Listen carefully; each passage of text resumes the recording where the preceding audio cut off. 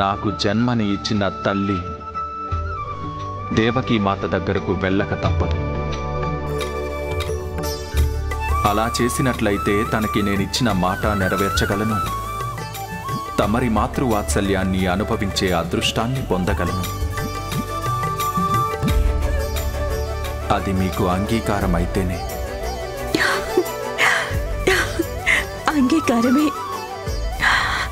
అంగీకారమే ప్రభు, సంతోషంగా అంగీకరిస్తాను. ఈ విధంగా పరమపిత శ్రీమన్నారాయణుడు ఒకే అవతారంలో ఇద్దరు మాతల పుత్రుడిగా మారడానికి కుతూహలంతో పరితపిస్తున్నారు. కానీ జగన్మాత శ్రీ మహాలక్ష్మి మిగిలిన దేవతలందరూ అపూర్వమైన ఈ కార్యాన్ని శ్రీహరి ఎలా నెరవేరుస్తారా అని ఆతృతగా ఎదురుచూస్తున్నారు. అప్పుడు శ్రీహరి, ఇదంతా సంభవించడానికి కారణం ఎవరవుతారో వారే రాబోయే అవతారంలో ముఖ్య పాత్ర అవుతారు. కంసుడు.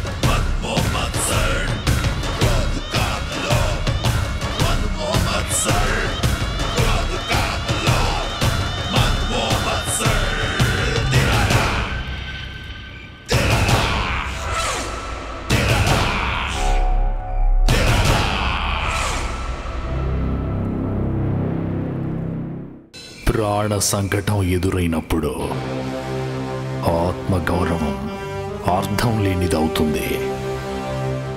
ప్రాణాలే పోయేటప్పుడు స్వాభిమానం, స్వంత వ్యక్తిత్వం నిరర్ధకమైపోతాయి. ఈ వ్యర్థమైన విలువలను మధ్యలోకి రానివ్వకూడదు. ఇంకా దయ ఏమాత్రం ఉండకూడదు. చంపేయండి.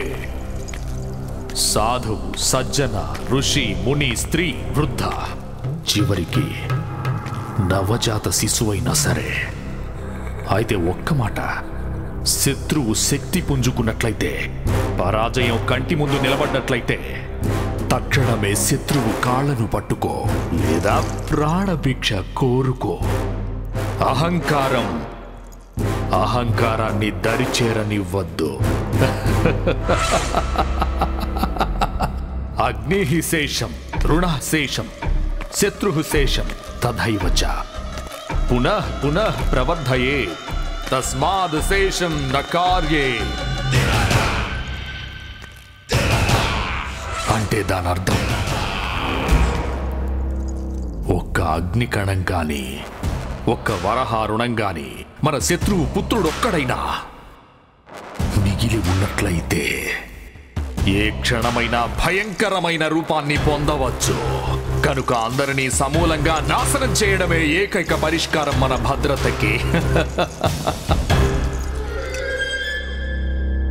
అందుకే చెబుతున్నాను, సామదాన దండ భేదాల్లో దేన్ని ఉపయోగించాల్సి వచ్చినప్పటికీ శత్రువు ప్రాణాలను హరించడమే తక్షణ కర్తవ్యమని తెలుసుకోవాలి. వదిలిపెట్టద్దు మన ప్రత్యర్థి.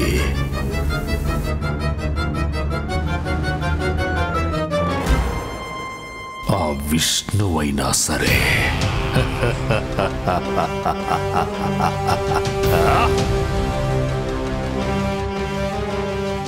ఇదే కంసుడి స్వరూపం. తన దృష్టిలో స్వార్థాన్ని సాధించుకోవడానికి ఎంతకి దిగజారడానికైనా సరే వెనకాడుడు. అందుకే తన సింహాసనం కోసం కన్న తండ్రి ఉగ్రసేన మహారాజుని సైతం వదిలిపెట్టలేదు. తండ్రి గారు,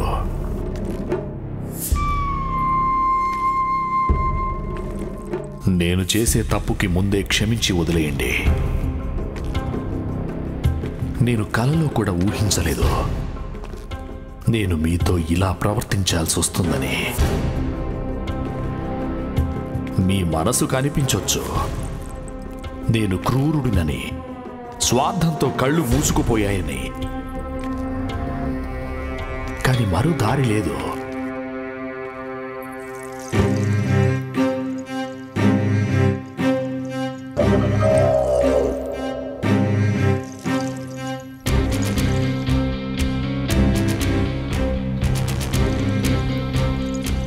ఇక నుండి ఈ కిరీటం బరువు నేనే మొయ్యక తప్పదు తండ్రి గారు.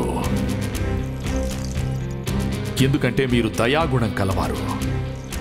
తమరికి తమ కన్నబిడ్డల కంటే ప్రజలంటేనే మమకారం. కానీ నాకలాంటివేమీ లేవు. నేను మా శత్రువుల పాలిట ఏమూడిని. అందుకే నా గురించి చెడుగా భావించేవారు నా ముందుకు రావాలంటే గడగడలాడిపోతారు. అందువల్ల మధుర రాజసింహాసనం నా చేతిలో మరింత సురక్షితంగా ఉంటుంది. ఎందుకంటే నేను మీకంటే ఎక్కువ ప్రయోజకుణ్ణి తండ్రి గారు. నా మీద నమ్మకం ఉంచండి. గుండెలపై గోవర్ధన పర్వతాన్ని ఉంచుకుని చివరికి ఈ నిర్ణయం తీసుకోవాల్సి వస్తోంది తండ్రి.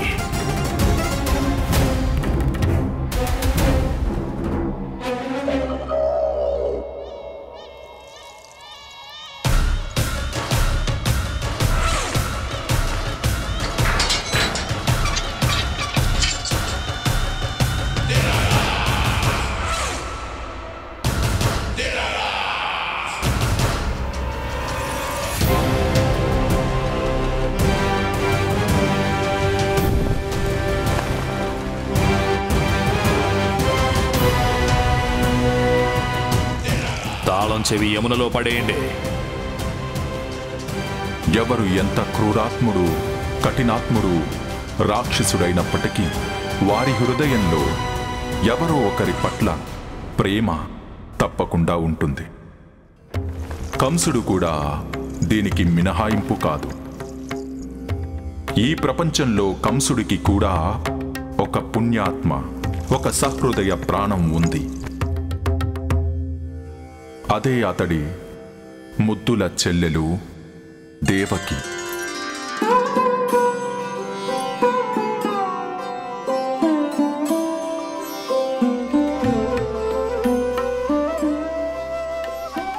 దేవకి దేవికి కంసుడు కేవలం సోదరుడు మాత్రమే, మహారాజు కాదు. తన చెల్లెలి చిరునవ్వు కోసం భూమి ఆకాశాలను ఏకం చేయగలడు. అందుకే తన చెల్లెలు దేవకిని యాదవరాజైన వసుదేవుడికి ఇచ్చి అంగరంగ వైభవంగా వివాహం జరిపించాడు. ఆగో ఆగో ఆగో ఆగో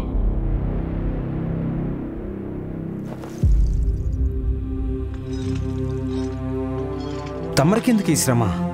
తమరు మధుర మహారాజు. లేదు బావగారు,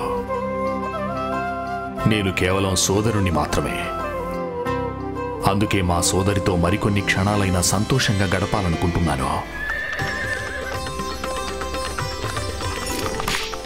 కంసుడి హృదయంలో చెల్లెలి పట్ల పొంగే అనురాగ సాగరం హఠాత్తుగా ఎండిపోయింది. అందుకు కారణం ఒక అశరీర వాణి.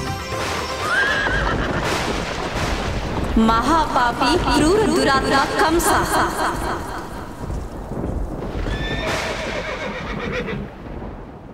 ఏ దేవకినైతే నువ్వు వింతగా ప్రేమగా అత్తారింటికి తీసుకువెళ్తున్నావో తనే నీ అంతానికి మూల కారణమవుతుంది. నీ పాలిట యముడు నీ ప్రియమైన చెల్లెలి కడుపున తన 8వ సంతానంగా జన్మించి నిన్ను నాశనం చేస్తాడు.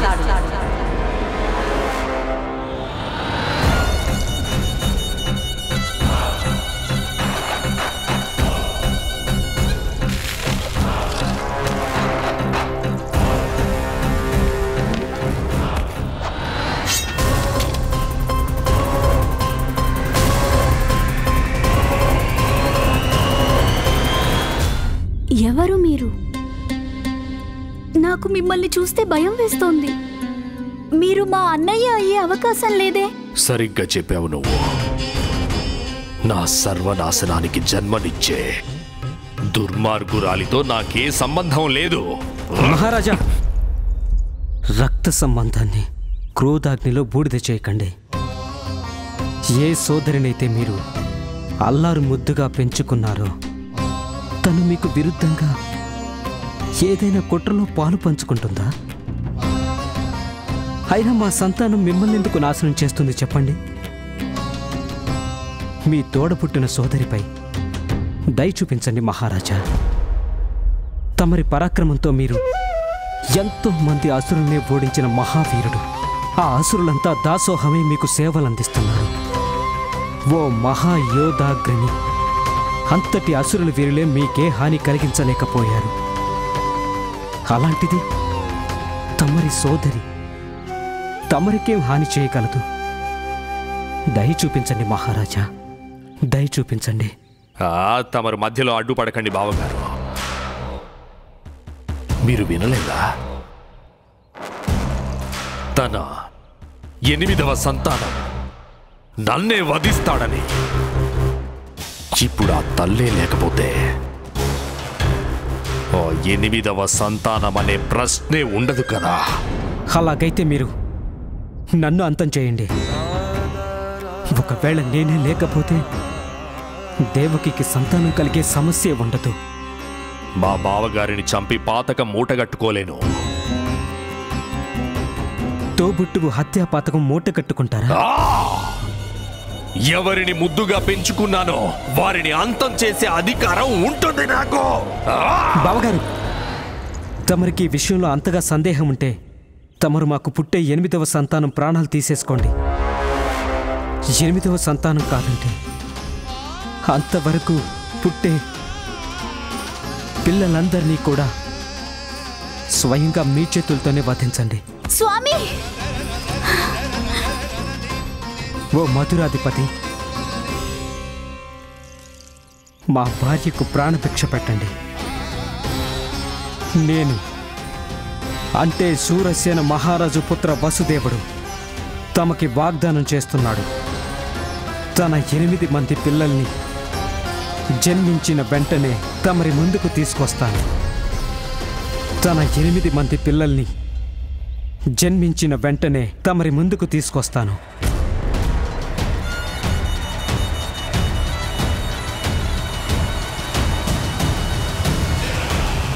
అభినందనలు బావగారు. మీ భార్య ప్రాణాలను రక్షించుకోవడంలో మీరు విజయం సాధించారు. కానీ మీకు పుట్టే సంతానానికి బతికే అదృష్టం ఉండదు. వాగ్దానం మరువకండి.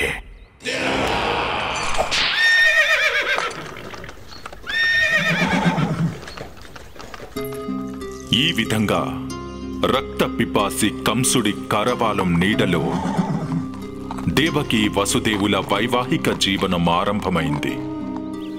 కంసుడి క్రూరత్వం, వసుదేవుడి వాగ్దానాల బాధాకరమైన వర్తమానం గోకులానికి తెలిసింది. అప్పుడు హరిహర, మహారాజైన వాసుదేవుడు కంసుడిని ప్రాధేయపడుండకపోతే దేవకీదేవి ప్రాణాలు పోయుండేవా? అవును నందరాజా, ఇప్పుడు నవదంపతులిద్దరూ కంసరాజు మందిరంలో ఉన్నారు. ఆ మందిరం కూడా చెరసాలకు తక్కువేమీ కాదు.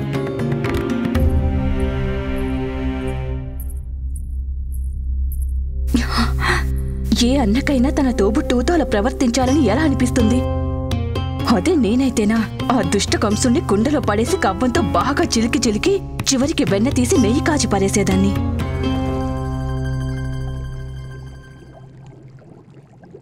లేదు, నెయ్యి కాదు, ఈ కంసుడు చీడ పురుగు. రోట్లో వేసే రోకలతో ఎలా దంచుతానంటే ఇంకెప్పుడు అలాంటి ఆలోచన కూడా రాదు తనకి.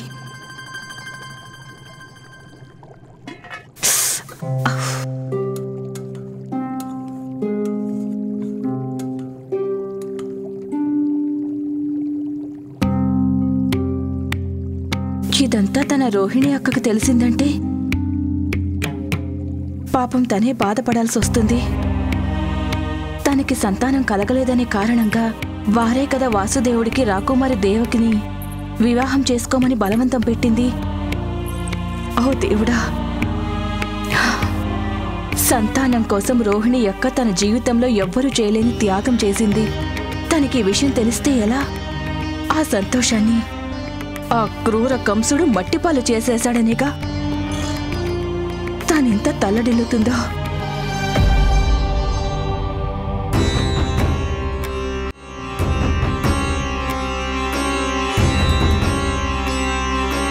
రోహిణి అక్క,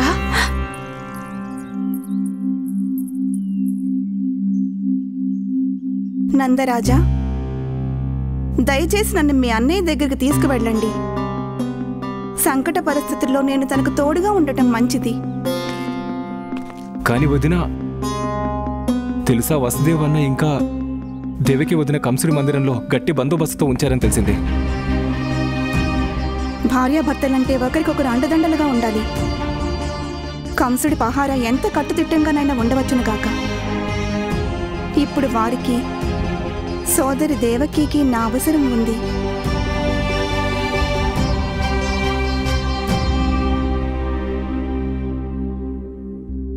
అంతా నా దురదృష్టం.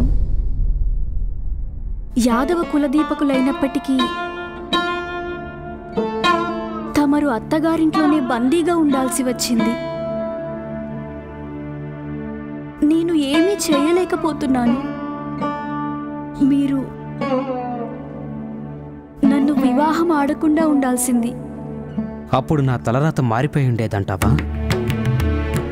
గత జన్మలలో చేసుకున్న కర్మ ఫలితంగా మన నుదిటి రాతలుంటాయి. వాటిని అనుభవించక తప్పదు.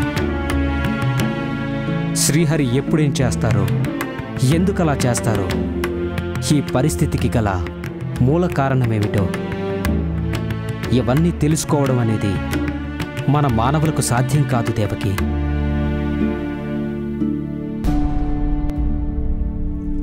అయితే పదండి, మనం ఇక్కడి నుంచి పారిపోదాం. మన మీద అన్నయ్య నీడ కూడా పడనంతగా దూరంగా వెళ్ళిపోదాం. వద్దు ప్రియ, కంసుడి గూఢాచారాలు తప్పకుండా మనపై దృష్టి పెట్టుంటారు కనుక నేను అలాంటి పనికి ఏమాత్రం ఒప్పుకోను. మనం పారిపోతే ప్రాణాలకే ప్రమాదం రావచ్చు. అదిగాక నేను తనకి మన సంతానం అందరినీ అప్పగిస్తానని వాగ్దానం కూడా చేశాను. ఇచ్చిన మాట ప్రాణాల కంటే ఎక్కువ ప్రమాదకరమైంది దేవకి.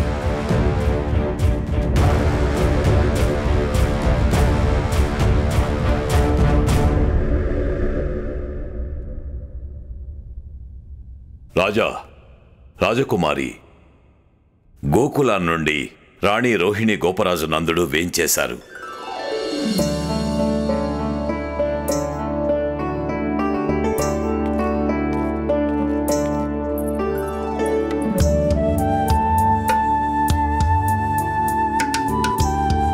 స్వామి,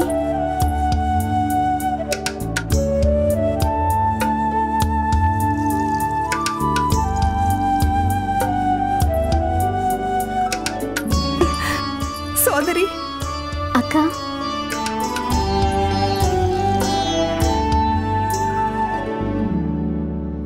సోదరా, మీరు చేస్తున్న సహాయానికి కృతజ్ఞతలనే మాట చాలా చిన్నది. నేను నా తలరాతకు తల వంచాను. ఇదే నారాయణుడి కోరికైతే అదే 10,000.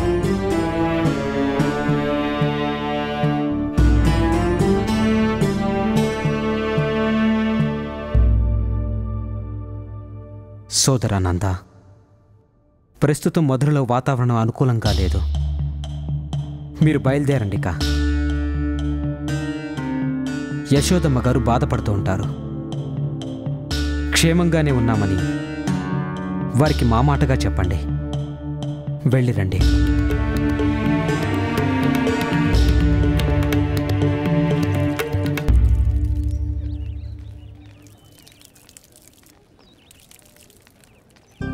మా అన్నగారు ఇచ్చిన మాట నిలబెట్టుకుంటారా? వారు తన సంతానాన్ని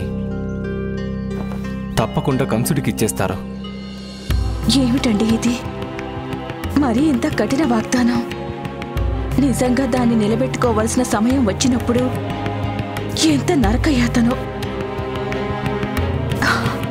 దాన్ని తలుచుకుంటేనే దుఃఖం ఆగడం లేదు.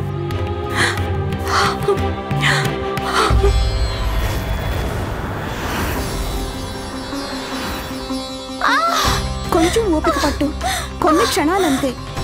కాస్త ఓర్చుకో దేవకి. నేను అంటే శూరసేన మహారాజు పుత్ర వసుదేవుడు తమకి వాగ్దానం చేస్తున్నాడు.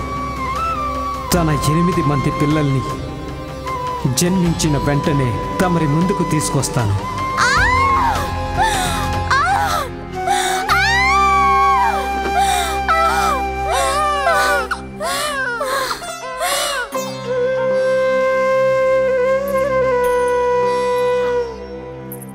అభినందనలు స్వామి, తమరికి పుత్రరత్నం జన్మించాడు చూడండి.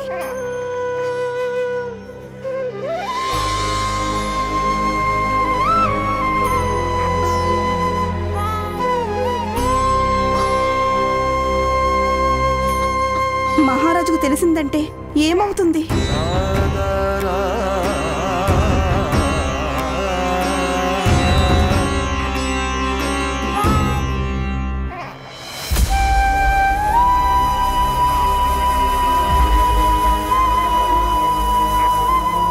మా పుత్రుని చేతులతో ఎత్తుకోవాలని ఎన్ని సంవత్సరాలుగా నిరీక్షిస్తున్నానో తెలుసా? కానీ పుత్రుడు జన్మించాక నా కంట్లో నీళ్లే మిగిలాయి. లోకంలో ఏ తండ్రైనా సంతానాన్ని మొదటిసారి ఎత్తుకోగానే ముందుగా ఆలోచించేది పెట్టాల్సిన పేరు గురించి, తన బిడ్డ భవిష్యత్తుకు బంగారు బాటలు వేయడం గురించి. కానీ నేను నిర్భాగ్యుడైన తండ్రిని. నా పుత్రుడి భవిష్యత్తును అంధకారంలో మూర్చడానికి వెళ్తున్నాను. ఇప్పుడు తనకి పేరు పెట్టిన లాభమే ఉంది. తమరి వాగ్దానం ప్రాధాన్యత తమరి పుత్రుడు కంటే ఎక్కువ స్వామి.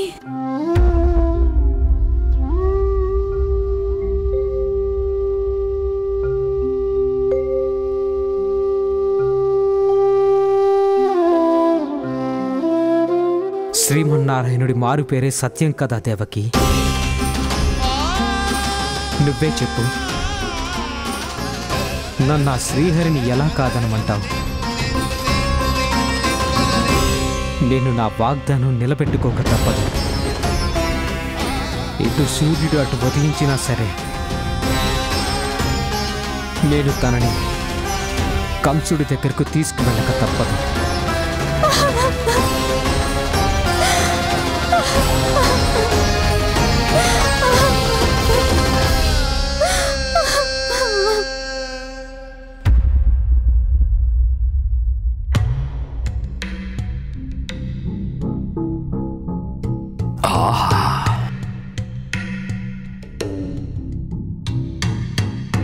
ఎంత రుచికరమైన భోజనమో!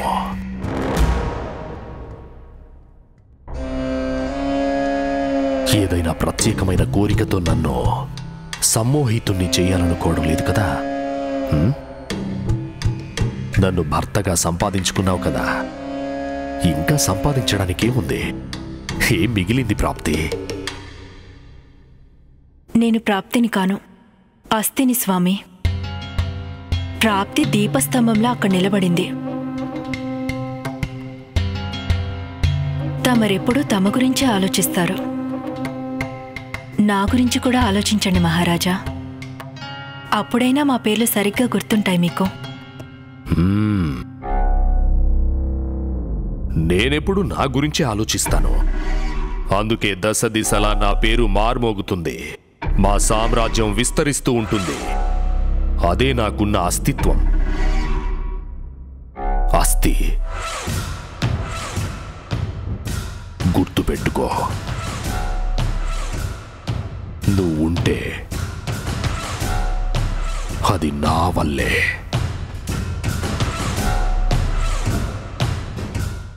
అడవిలో సింహమే లేకపోతే ఆ శివంగులపై పిల్లులు కూడా దాడులు చేస్తాయి అస్తి. సింహం తన శత్రువులను ఎప్పుడు ఒక్క క్షణం కూడా ప్రాణాలతో ఉండనివ్వదు. కానీ మీరు వదిలిపెట్టారు దేవకిని. సింహం కాదు, అవే అయినా తన కడుపులో బిడ్డని ప్రేమించదంటారా?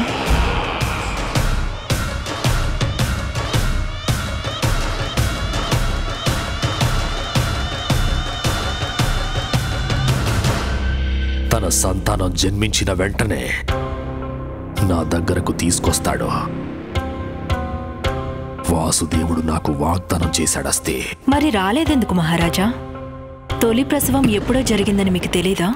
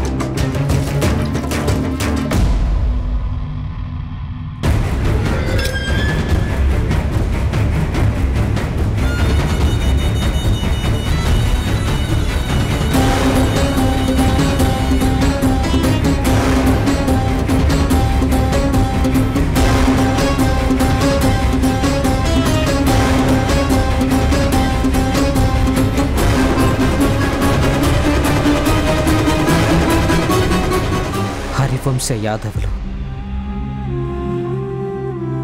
చేసిన వాగ్దానం భంగం చేసేవారు కాదు మహారాజా.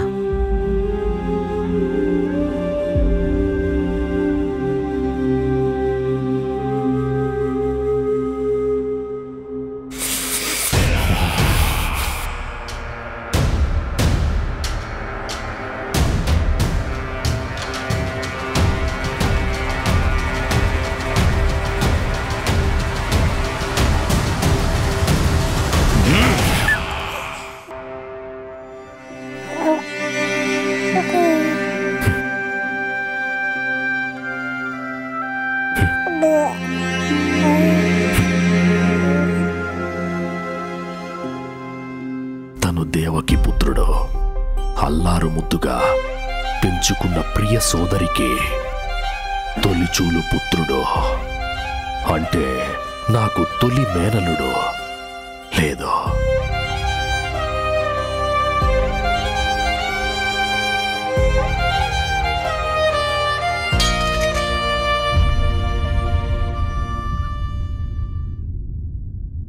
తనని వెనక్కి తీసుకెళ్ళండి బావగారు.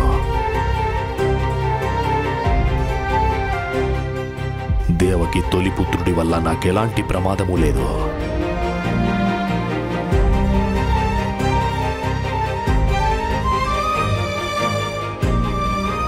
అయినా మీ ఉద్దేశం ఏమిటి బావగారు? నేనేమైనా రాక్షసుడినా?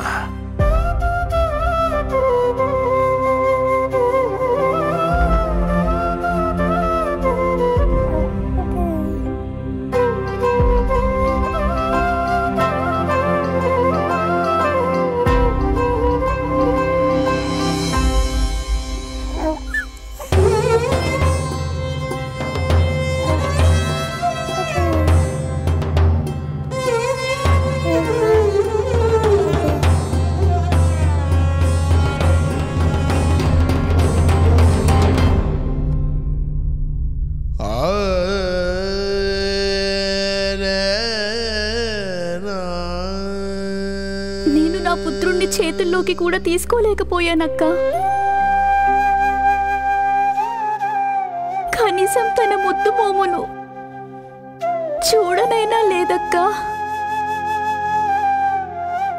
కానీ తన మధుర రోదనం ఇంకా నా చెవుల్లో ప్రతిధ్వనిస్తూనే ఉంది. నేను నీ మాతృశోకాన్ని అర్థం చేసుకోగలను దేవకి. తనకి నేను జన్మనివ్వకపోవచ్చు, కానీ నా మనసుకి ఆ రోదనలు ఇంకా వినిపిస్తూనే ఉన్నాయి. చెవులకే వినిపిస్తున్నాయి. తను తన తల్లులను పిలుస్తున్నాడు. మీ అన్నగారు మన పుత్రుడికి ప్రాణభిక్ష పెట్టారు తెలుసా?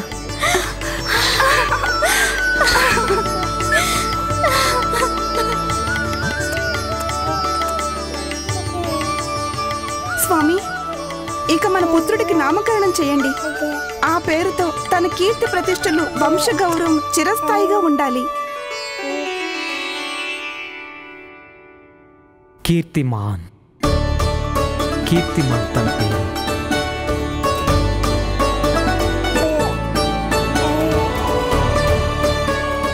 కీర్తిమాన్.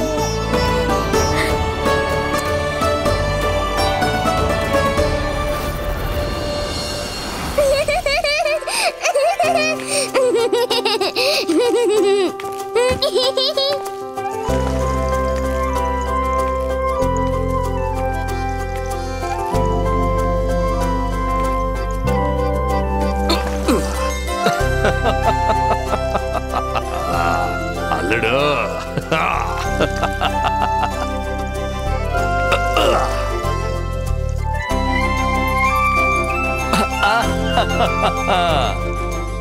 అల్లుడు అల్లుడు పట్టుకున్నా చూడు, మామని తప్పించుకోవడం అసంభవం. మామయ్య, మీ భుజబలం చాలా ఎక్కువ కదా, మీ పట్టు నొప్పెడుతోంది. ఆ చేయి వదిలేసి ఈ చేయి పట్టుకోండి. అంత నొప్పిగా ఉందా? అయితే చూడు.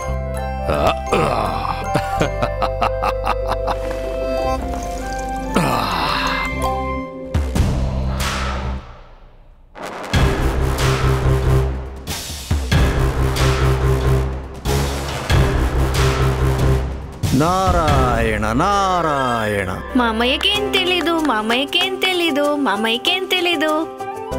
నాకు తెలీదంటావా? వెళ్ళు ఆడుకో. ఇప్పుడు మావయ్య దేవర్షి గారితో మాట్లాడొస్తాడు. ఆడుకో, వెళ్ళు.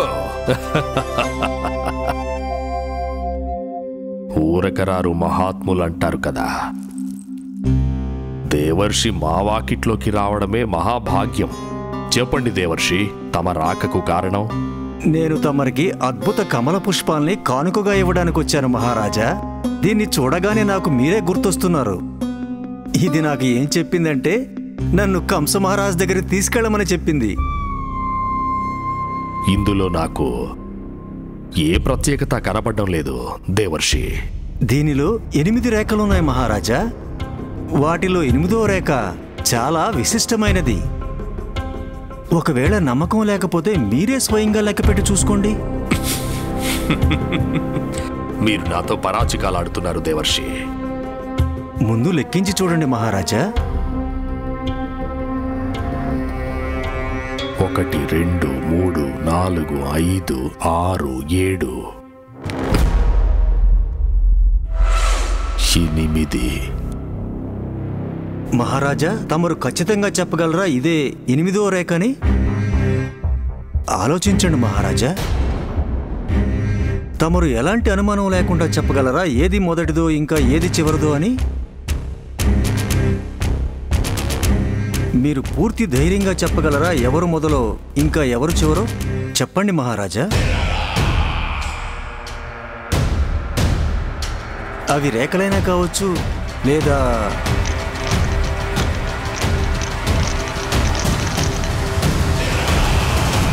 తగిన జాగ్రత్త చెప్పినందుకు కృతజ్ఞతలు దేవర్షి. కంసుడిని మోసగించాలని చూసేవారికి అతి కఠినమైన శిక్ష పడుతుంది. భవిష్యత్తులో మోసం అనే మాట వింటేనే నా శత్రువులు భయంతో గడగడలాడాలి. మధుర మహారాజా, నేను కేవలం పూల గురించి మాత్రమే చెప్పాను. ఒకవేళ మీరు మరేదైనా అర్థం చేసుకునుంటే దానికి నేను బాధ్యుని కాదు. నారాయణ నారాయణ.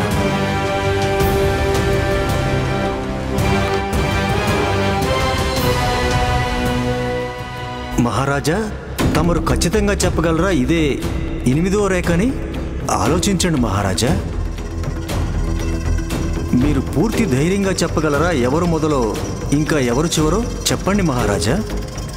అవి రేఖలైనా కావచ్చు, లేదా మామయ్యకేం తెలీదు, మామయ్యకేం తెలీదు, మామయ్యకేం తెలీదు, మామయ్యకేం తెలీదు, మామయ్యకేం తెలీదు.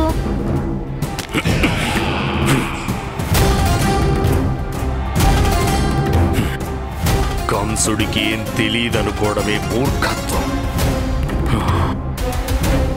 కీర్తిమాన్, చెప్పండి మామయ్య.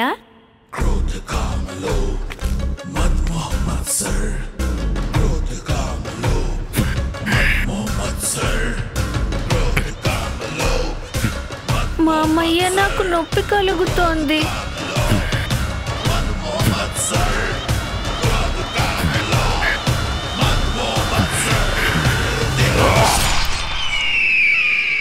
స్వామి, ఇది కీర్తిమాన్ కోసం. ఎలా ఉన్నాయి? ఇదిగోండి, తీసుకోండి.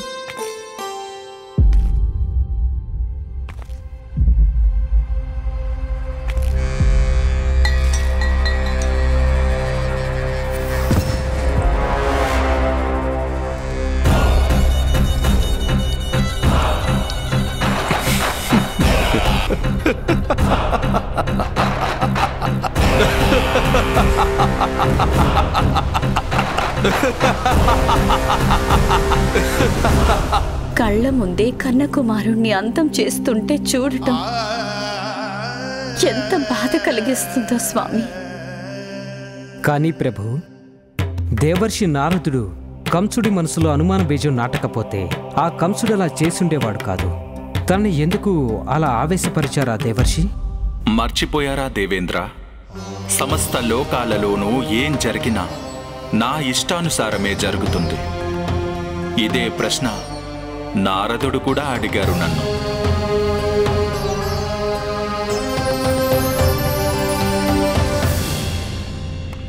నారాయణ నారాయణ. పసిపిల్లవాడి యొక్క అతి దారుణమైన హత్య, అది నా మూలంగా. ప్రభు, ఏమిటి తమని మాయాజాలం? ఇంకా దేవకి పుత్రులు 5 అంతం కావలసి ఉంది నారదా. ఇక నుంచి కంసుడు శిశువులు పుట్టగానే వారిని హత్య చేస్తూ ఉంటాడు. ఆ బాలుడు పుట్టిన వెంటనే మరణించినట్లయితే జన్మించి లాభమేమిటి ప్రభు? దానినే విధిలీలా అంటారు నారదా. కీర్తిమానుడు మిగిలిన 5 పుత్రులు శాపగ్రస్తులు. వారి గత జన్మ ఫలంగా అల్పాయుష్కులనేది విధిలిఖితం. వారి మరణానంతరం ఆదిశేషుడి అంశ రూపంలో బలరాముడు, ఇక నా అంశ రూపంలో శ్రీకృష్ణుడి అవతారాలు సంభవిస్తాయి. నారాయణ నారాయణ.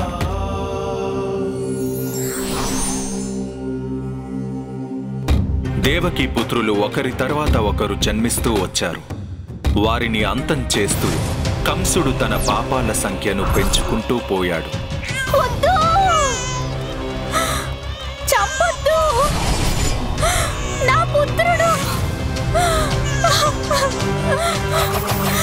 నా పుత్రుడు!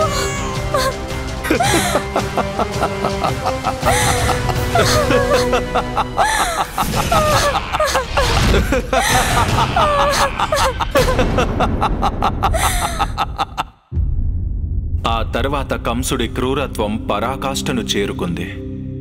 అక్కడి నుంచి తిరిగి రావడం అసంభవం. ఎందుకంటే ఇప్పటికే తను దేవకి 6వ పుత్రుణ్ణి అంతమొందించాడు. హే ప్రభు, ఎంతటి బాధాకరమైనది ఆ మాత పరిస్థితి. కానీ ఒక జన్మలో ఒకేసారి 2 తల్లుల పుత్రుడు కావడానికి కంసుడు ఎలా సహాయం చేశాడు ప్రభు? అతడి భయమే అతడి చేత ఆ పని సులభంగా చేయించింది దేవేంద్ర. పుట్టగానే దేవకీ మాత పుత్రులందరినీ అంతం చేసి నా మార్గం సుగమం చేశాడు. కృష్ణావతారం జీవించి ఉండడానికి గాను దేవకీ మాత గర్భంలో జన్మించిన వెంటనే యశోదమ్మ దగ్గరకు అంటే గోకులానికి వెళ్లాల్సి వస్తుంది. ఈ విధంగా కంసుడి కారణంగా ఒకే జన్మలో ఇద్దరు తల్లులకు పుత్రుడిగా మారాలనే తమరి వాగ్దానం నెరవేరబోతోంది. తమరి లీలా విలాసం అద్భుతం ప్రభు. మీరంతా ఇక నిశ్చింతగా వెళ్ళిరండి. నేనీ లోకంలోకి రావడానికి సమయం దగ్గరకొచ్చింది. ధన్యోస్మి నారాయణ. ధన్యోస్మి నారాయణ.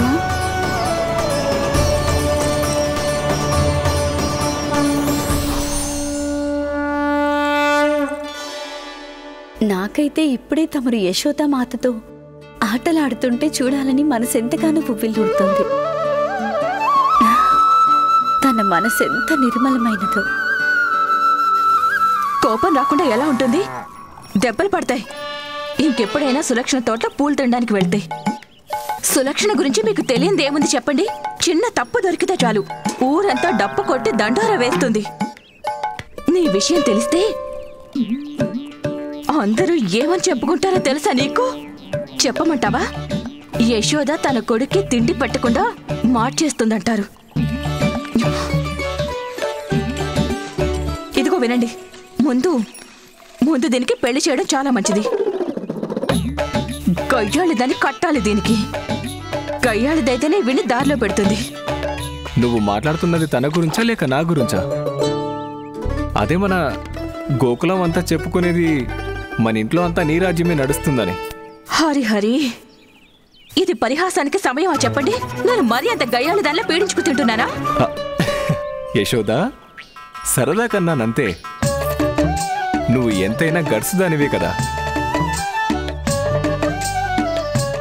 నీతో నేను అస్సలు మాట్లాడను. నీకు నచ్చింది చేసుకో.